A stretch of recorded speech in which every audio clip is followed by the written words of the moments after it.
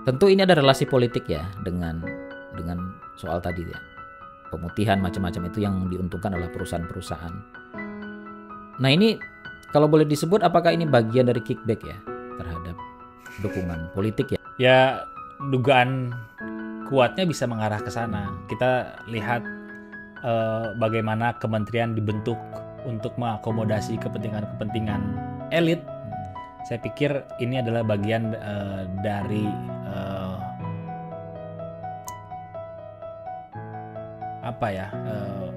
balas budi kali ya. Kembali lagi dengan channel Transparansi Internasional Indonesia. Kali ini saya ditemani oleh Mas Anggi. Ya. Nama lengkapnya siapa Mas? Anggi Putra Prayoga. Anggi Putra Prayoga. Nah, Mas Anggi ini dari Forest Watch Indonesia atau FWI ya? Ya, betul. Nah, diskusi kita kali ini akan membahas soal salah satu hasil riset yang baru saja diluncurkan oleh TIA Indonesia bersama FWI di bulan Februari yang lalu tentang transparansi dan potensi korupsi sektor kehutanan dari pelepasan kawasan hutan untuk perkebunan kelapa sawit. Nah, ini agak panjang ini judulnya.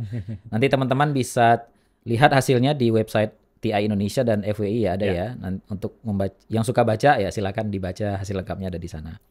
Nah, kali ini Mas Anggi kita mau ngobrolin yang mungkin nggak terlalu ringan ya, tapi ya kira-kira bisa menjelaskan secara ringkas bagaimana hasil riset yang telah dilakukan oleh TIA Indonesia dan FWI. Nah, kalau ngomongin kelapa sawit nih, kita pasti ingat nih pidatonya Prabowo ya. Dia menyebutkan bahwa sawit itu adalah pohon. Maksudnya sawit itu ya juga pohon. Nah, ini kaitannya dengan tentu kaitannya dengan kelapa sawit tadi ya. Jadi beliau mengatakan bahwa tidak perlu takut deforestasi dengan adanya ekspansi lahan sawit ini. Nah, pertama saya mau nanya dulu soal yang pertama tadi soal deforestasi dan kaitannya dengan apakah sawit ini menjadi salah satu penyebab utama dari laju deforestasi di Indonesia. Mungkin itu dulu. Kemudian yang kedua mungkin nanti menyusul soal kalau kita mau bandingin nih, karena Prabowo baru mulai memerintah ya, mungkin bisa kita bandingkan ya, bagaimana laju deforestasi di eranya Pak SBY dengan Pak Jokowi. Siapa yang lebih juara nih dari sisi itu? Nah, dua itu dulu Mas. Mas Anggi silakan. Ya, baik.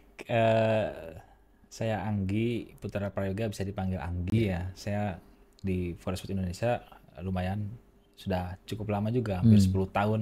Oh, lama ya. Memantau hutan Indonesia dan terima kasih banyak sudah mengundang kami ya di podcast kali ini. Jadi soal sawit ini kan bisa terjebak nih kalau kita mengamini apa yang disampaikan oleh Pak Presiden bahwa sawit tidak menyebabkan deforestasi. Kalau sawit tidak menyebabkan deforestasi berarti kita mengamini sawit itu adalah tanaman hutan, bukan tanaman atau komoditas perkebunan. Sementara secara sains sawit itu bukan bagian dari tanaman hutan, bahkan alien spesies yang masuk ke Indonesia gitu ya. Tiba-tiba di hutan tumbuh sawit gitu nggak ada ya? Iya, nggak ada. Itu pasti introduksi dari luar. Pasti itu introduksi dari luar. Nah, latar belakang riset antara Forest Watch dengan TI sebetulnya adalah untuk mengedukasi publik bahwa sawit pertama adalah bukan tanaman hutan yang otomatis ketika diperluas lahannya akan menyebabkan deforestasi karena tidak ada lagi ruang di Indonesia ini yang kosong, ruang yang bebas katakanlah bukan berupa hutan begitu ya, yang kemudian itu pasti menyebabkan deforestasi. Jadi saya pikir duduk perkaranya di sana. Ketika Pak Presiden bilang bahwa sawit tidak menyebabkan deforestasi, itu adalah satu kekeliruan yang besar soal bagaimana kita melihat sumber daya alam yang ada di Indonesia gitu ya. Bagaimana kita melihat status lingkungan yang ada di Indonesia. Nah, sorry, saya potong. Berarti kalau orang kita awam yang melihat misalnya, yang misalnya tidak terlalu dengan pengetahuan ya soal. Berarti kan deforestasi itu adalah ini hutan alami terus ditebang terus diganti dengan sawit. Gitu kan kira-kira ya. Ya. Makanya dia disebut deforestasi. Deforestasi. Ya. Okay. Jadi memang deforestasi yang kita definisikan adalah perubahan tutupan hutan menjadi bukan hutan. Menjadi apapun itu selama dia bukan hutan atau bentuk asalnya itu adalah deforestasi. Termasuk juga menjadi perkebunan dan hutan tanaman industri. Nah, kalau dibandingin dengan antara dua rezim yang saya sebut di awal tadi, ini gimana nih kita melihat? Ya walaupun orang-orangnya masih ada ya, pemerintah ya. Pak SBY kan 10 tahun ini. Jokowi 10 tahun. Nah, kalau kita mau bandingkan dengan dua rezim ini dan sama-sama 10 tahun, kira-kira yang mana yang paling kenceng nih laju deforestasi yang dimaksud? Ya, 10 tahun terakhir tinggi ya. Ya, tidak bisa dikatakan bahwa meskipun KLHK meluncurkan report ya, State of the Forest, menyatakan bahwa laju deforestasi turun, saya pikir juga perlu diklarifikasi ke publik. Publik juga harus diedukasi, gitu ya. Deforestasi yang seperti apa yang turun? Yang saya pikir ada satu perhitungan yang berbeda dengan apa yang kami hitung, bahwa untuk mengembalikan atau menghutankan kembali butuh waktu yang sangat lama. Dan apalagi di dalam sistem perhitungannya Kementerian Kehutanan atau Lingkungan Hidup dan Kehutanan itu memasukkan hutan tanaman industri sebagai bagian dari hutan. Gitu ya. Harusnya tidak bisa ya. Harusnya tidak bisa gitu. Jadi tetap itu akan menyebabkan deforestasi. Oke. Nah, berarti kalau dibandingkan dengan SBY, Jokowi lebih juara nih dari sisi laju deforestasinya. So-so sih, tapi memang periode Jokowi masif. Karena apa? Karena difasilitasi oleh kebijakan-kebijakan yang sebelumnya tidak pernah ada. Oke, PSN mungkin salah satunya. PSN, hilirisasi. Itu sangat berdampak terhadap kerusakan hutan di Indonesia. Bahkan termasuk di pulau-pulau kecil. Kerusakan hutan. Akibat apa? Akibat tambang tadi. Ya karena dia ngejar tambang ya? Ya, betul. Nah ini yang, kalau tambang ini kita udah pernah diskusi ini dengan teman-teman Jatam di Pulau Wawoni. Ya. Jadi pulau kecil, lalu tiba-tiba ada tambang, padahal tidak boleh ada tambang. Betul, dan di tambang di Pulau Wawon itu tanpa IPPKH kan. Kami mengidentifikasi bahkan ada lebih dari 1.000 izin yang tidak memiliki IPPKH. Di seluruh Indonesia? Di seluruh Indonesia, lebih dari 1.000 izin, 1.800 sekian. Oh berarti itu yang disebut tadi ilegal ya? Ilegal. Jadi aktivitas yang kalau kita lacak, kalau ilegal begitu berarti kan dia bayar pajak nggak sih kalau Enggak gitu? Dong. Jadi itu pertanyaan yang satu, dia merusak lingkungan. Yang kedua juga ngerugiin negara. Yang kedua tidak ada pemasukan bagi negara. Gitu. Jadi kenapa harus dipertahankan eksploitasi ini? Nah maksudnya kalau ada aktivitas sebesar itu kan kalau tidak terlacak kan lucu saja. Ya, kira-kira. Maksudnya kalau satu perusahaan kalau dia bikin misalnya tambang misalnya di satu lokasi ilegal gitu. Nah kalau pendapatannya tidak di-store ke negara, terus ada lalu lintas uang yang besar, nah itu kan terus dia jual komoditasnya gimana ya kalau kayak gitu, kalau aktivitas ilegal begitu? Kalau kayak misalkan kasus komoditas nikel gitu ya, orang nikel dan lain sebagainya gitu ya, itu bebas-bebas aja justru. Kami terhubung dengan pemantau independen yang berasal dari akademisi, kelompok masyarakat, termasuk di kasus yang Pulau Wawoni ini. Jadi tanpa IPPKH, tidak sesuai dengan RT RW kabupaten, di pulau kecil, melanggar undang-undang soal pengelolaan wilayah pesisir dan pulau-pulau kecil, ekspornya bebas. Nah tidak ditanya berarti kan, ini dari mana, nikelnya dari mana? Ya, ada dugaan penyalahgunaan dokumen yang kemudian ya ini sangat rawan sekali dengan transaksional ya. Nah kalau balik ke sawit, nah kalau kita kaitkan dengan sawit kan Indonesia mungkin salah satu yang berkonflik dengan Uni Eropa ya karena masalah itu tadi. Karena sawitnya akan ditelusuri, ya enggak? Itu enggak isunya? Iya, sawit ada istilahnya traceability ya, geolokasi. Walaupun masih dalam perdebatan pada saat ini gitu ya, bagaimana cara menentukan geolokasi asal-usul komoditas ini gitu ya. Tapi yang jelas adalah kebijakan Uni Eropa soal anti deforestasi juga itu seharusnya harus dihargai sebagai bentuk upaya untuk perbaikan. Meskipun sebetulnya tidak bisa bergantung sepenuhnya terhadap kebijakan Uni Eropa. Jadi Indonesia juga punya permasalahan sendiri yang harus diselesaikan. Tapi kalau kaitannya dengan aktivitas ilegal tadi, itu sudah pasti ditolak ya. Maksudnya ketika misalnya ada, tadi disebut ada aktivitas ilegal, misalnya sawit nih, lalu dia mau diekspor ke Uni Eropa. Terus ketika dicek, ternyata itu perkebunan yang tidak terdaftar lah kira-kira. Nah itu akan ditolak gitu. Tapi kalau menggunakan dokumen yang tidak sah, ilegal gitu, nah itu bisa lewat sebenarnya kalau kayak gitu. Ya, jadi permainan-permainan oplosan ya. Kalau sekarang kan lagi rame nih oplosan Pertamina nih. Dioplos datanya itu. Oplos data, oplos dokumen, juga oplos CPO-nya. Jadi traceability-nya akan sangat sulit sebetulnya di lapangan untuk memastikan bahwa ini bebas deforestasi. Oke. Jadi sebenarnya kebijakannya Uni Eropa bisa diakali juga sebenarnya.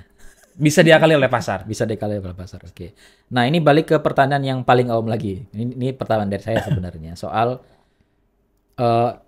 sawit. Sawit ini kan tanaman rakyat sebenarnya. Di banyak tempat itu masyarakat punya perkebunan sawit ya dengan skala yang mungkin lebih kecil gitu. Betul.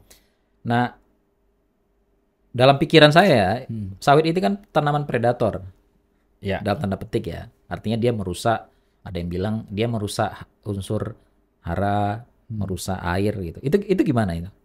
Ya, memang harus diakui ya, dengan merusak hutan yang tadinya hutan kemudian menjadi kebun sawit, ada fungsi hutan yang hilang. Ya, itu satu ya. Ya, bahwa kemampuan ruang wilayah ekosistem yang tadinya bisa mengkonservasi air dan tanah itu kemudian hilang karena diganti dengan sawit. Berubahnya tuh dari pohon hutan jadi sawit. Ya, jadi tanaman sawit. Oke. Dan juga berdampak pada biodiversitas, jelas. Dan keanekaragaman hayati. Meskipun banyak counter ya soal bahwa sawit juga menjadi habitat orangutan dan lain halnya. Ya, tapi perlu diingat bahwa sebelumnya itu adalah hutan. Maksudnya dia melompat dari satu pohon sawit ke pohon sawit yang lain. Ya. Oh, berarti itu dalam artian bahwa fungsinya berbeda. Fungsinya berbeda. Oke, jadi kalau dulu ketika dia jadi hutan yang alami, terus fungsinya banyak, lalu ketika dia berubah jadi sawit, dan dia pohon juga memang, tapi fungsinya jadi berkurang. Tanaman, sawit itu kita bilang tanaman. Oke, tanaman. Tapi fungsinya berkurang. Bahkan hilang. Fungsi ekosistem hilang, hutannya hilang. Hutannya hilang ya. Ya. Yang benar itu berarti dari pernyataan Presiden Prabowo itu adalah soal CO2. Ya masih menyerap, tapi mungkin fungsinya tidak sebesar kalau itu hutan gitu ya, kira-kira ya. Menyerap CO2-nya benar. Ya, menurut CO2 benar. Cuma itu yang benar ya. Ya, tapi itu pun tidak bisa dijadikan alat ukur kebenaran. Karena apa? Karena tetap aja akan terjadi hutang emisi. Ya berarti ini tidak bisa menggantikan fungsi hutan yang hilang. Hutan yang hilang itu, kalau di hutan yang lama itu dia bisa menyerap lebih banyak. Di hutan yang sawit ini, nah di kebun sawit ini mungkin jauh berkurang. Betul. Okay. Nah ini masuk ke isu yang mungkin agak serius nih soal di dalam riset ini soal penguasaan lahan sawit. Nah ini tadi saya sebut ya, bahwa di Indonesia ini sawit ini salah satu tanaman yang ya perkebunan rakyat lah ya. Nah ini soal penguasaan lahan yang mungkin publik mungkin tidak terlalu paham ya. Nah benar nggak bahwa mayoritas lahan di Indonesia itu dikuasai oleh korporasi? Khususnya misalnya kalau lahan kan bisa macam-macam lahannya ya. Nah di sektor perkebunan kalau kita lebih spesifik lagi, apakah juga dikuasai oleh korporasi? Jelas. Dari hasil riset itu kan sebetulnya luas konsesi ya, bukan tutupan. Luas konsesi sawit itu 20,9 juta hektar. Tapi 3,8 juta hektar ini nggak sedikit. 3,8 juta hektarnya itu tumpang tindih dengan izin pemanfaatan hutan kayak HPH, HTI, terus kemudian tambang gitu. Jadi sebetulnya perizinan sawit juga tidak clear ketika izin itu diterbitkan gitu ya. Dan memang angka 20,9 juta hektar itu sangat luas. Dan menurut hasil riset yang kita telusuri, 92%-nya dikuasai oleh korporasi. Itu korporasi negara dan swasta. Negara ikut kan lewat PTPN ya. Betul sekali. Nah, kan salah satu riset ini kan melihat lebih dalam ya. Salah satunya soal siapa yang menguasai paling banyak dari korporasi tadi itu. Maksudnya dari sekian korporasi yang di dalam riset ini, korporasi mana yang paling banyak menguasai lahan sawit? Nah, memang dalam boleh disebut ininya. Boleh disebut ya. Boleh disebut. Jadi memang dalam riset ini kita khususkan soal kebijakan pelepasan kawasan hutan untuk perkebunan kelapa sawit. Jadi kalau kita bandingkan itu jauh berbeda, jauh lebih banyak izin yang dilepas untuk korporasi dan perkebunan kelapa sawit dibandingkan untuk rakyat. Di rakyat kan kita punya skema TORA ya, tanah objek reforma agraria. Masyarakat mengajukan juga? Iya, bisa. Misalkan tanah mereka diklaim oleh negara menjadi kawasan hutan negara, masyarakat juga boleh mengajukan banding. Nah, kami melihatnya justru ada perusahaan-perusahaan yang kemudian mengajukan pelepasan kawasan hutan karena izin mereka berada di dalam kawasan hutan yang jumlahnya juga sebetulnya tidak sedikit ya. Kami mengidentifikasi ada 25 perusahaan konsesi terbesar di Provinsi Riau, ada PT Subur Mandiri Lestari. Itu PT Subur itu paling gede? Paling luas, 377.000 hektar. Jadi kita tahu sebetulnya kebijakan ini berpihak pada siapa sebetulnya. Nah, kalau mau ditelusuri itu pemiliknya siapa? Ada beberapa BO yang kita telusuri ya. Ada beberapa nama, ada ya RS dan RKH ya kita identifikasi. Itu ada di riset kan ya? Ada di dalam. Dan namanya lengkap ya? Ada namanya lengkap. Bisa dilihat. Bisa dilihat di dalam mana. Nama-nama yang RS itu siapa gitu ya? Mendapatkan keuntungan dari kebijakan pelepasan kawasan hutan. Jadi ini juga sebetulnya harus dikritik ya. Bahwa satu, bagaimana negara mendapatkan kawasan hutan itu? Apakah mendapatkan legitimasi dari masyarakat? Atau dari masyarakat adat? Iya. Karena bisa jadi dia legal, kawasan hutan milik negara. Tapi tidak legitimate. Karena ada masyarakat di situ. Karena ada masyarakat di sana yang tidak diakui keberadaan dan kehidupannya. Sehingga negara, saya bilang ini mengambil, mengklaim bahwa itu adalah milik negara dan menjadikan itu kawasan hutan negara, dan kemudian setelah diklaim mereka berikan ke korporasi. Berarti diambil dulu dari publik, nanti mereka jadikan semacam jualan lah ya dalam tanda petik ya untuk ditawarkan ke perusahaan-perusahaan ini. Betul. Jadi ini kayak semacam transaksi yang memang sangat dekat dengan praktik korupsi ya sebetulnya. Karena transaksi-transaksi yang soal nominal, soal luasan itu memang disembunyikan, tidak diungkap ke publik begitu. Nah, kalau kaitannya dengan ini tadi, pelepasan kawasan hutan, tentu terkait dengan yang juga muncul di riset ini ya, soal pemutihan lahan sawit yang dimotori oleh Undang-Undang Cipta Kerja. Ya. Nah, kalau bahasa awamnya pemutihan itu kan dari yang kalau kotor menjadi bersih. Kotor jadi bersih, artinya itu ilegal sebenarnya. Yang tadi mungkin salah satunya itu tadi ya yang disebut dia beroperasi di kawasan hutan. Yang ketika dilihat, wah itu bukan di situ, harusnya tidak boleh.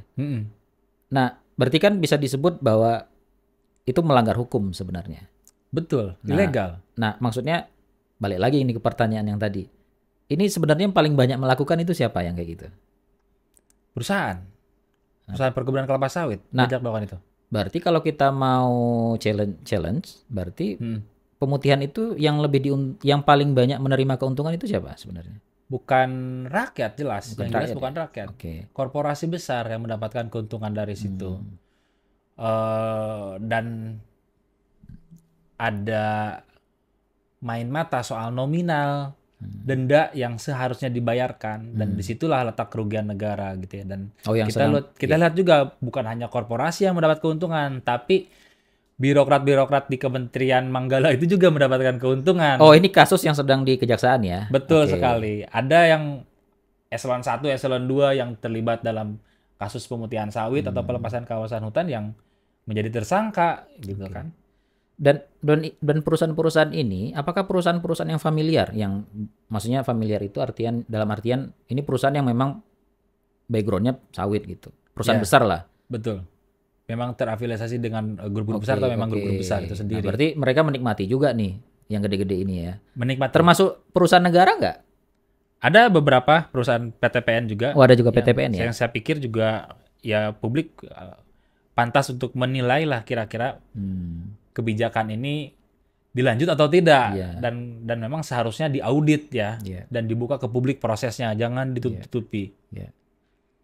Ya, karena gini, kalau yang dilihat publik kan ketika ada pemutihan itu seolah-olah semuanya mendapatkan. Misalnya masyarakat petani pun yang punya lahan sawit yang awalnya dia mungkin nggak tahu ya, mungkin dia berada di kawasan hutan lalu kemudian dia juga mendapatkan.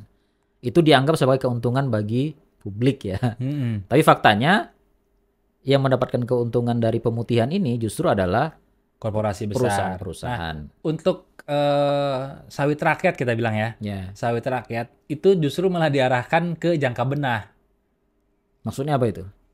Jadi secara periodik tanaman sawitnya diganti dengan tanaman kehutanan. Oh, diubah gitu? Iya, diubah. Makanya bukan sawit lagi. Nanti perlahan-lahan akan bergantung pada komoditas kehutanan. Oh. Misalkan buah-buahan begitu ya. Nah, jadi tanamannya diganti gitu. Tanamannya diganti. Kan beda ya antara yang tadinya menjadi milik negara kemudian diberikan ke korporasi gitu ya. Tapi kalau dalam proses jangka benah itu sebetulnya masih dalam kawasan hutan negara. Tapi komoditasnya saja yang diganti gitu. Jadi sebetulnya ada perbedaan intervensi ketika menghadapi korporasi dan menghadapi sawit rakyat. Publik ya. Nah, berarti ada perbedaan perlakuan lah sebenarnya. Betul. Antara ketika negara dengan korporasi dengan negara dengan masyarakat. Betul. Dan faktanya kalau tadi Mas Anggi bilang, baik di tadi soal tutupan lahan sawit, terus ada pemutihan, itu faktanya lebih menguntungkan banyak korporasi yang diuntungkan dari proses ini. Nah, ini terakhir soal mungkin kalau kita ngomongin mungkin agak umum ya soal tentu ini ada relasi politik ya dengan soal tadi ya, pemutihan macam-macam itu yang diuntungkan adalah perusahaan-perusahaan. Nah, ini kalau boleh disebut apakah ini bagian dari kickback ya terhadap dukungan politik ya, karena kalau kita baca di dalam prosesnya itu kan itu tidak jauh-jauh dari pemilu sebenarnya, baik sebelum maupun setelah ya. Itu kira-kira ngarahnya ke sana nggak? Nah, kemarin Prabowo kan mengancam perusahaan sawit tuh, kalian harus bayar 300 triliun ya dari 300 perusahaan sawit ya. Kalau tidak akan dipidanakan. Nah, maksud saya ini bisa diindikasi ya. Saya sebut indikasi supaya aman ya. Indikasi ini bagian dari kickback sebenarnya terhadap aktivitas politik gitu. Ya, dugaan kuatnya bisa mengarah ke sana. Kita lihat bagaimana kementerian dibentuk untuk mengakomodasi kepentingan-kepentingan elit. Saya pikir ini adalah bagian dari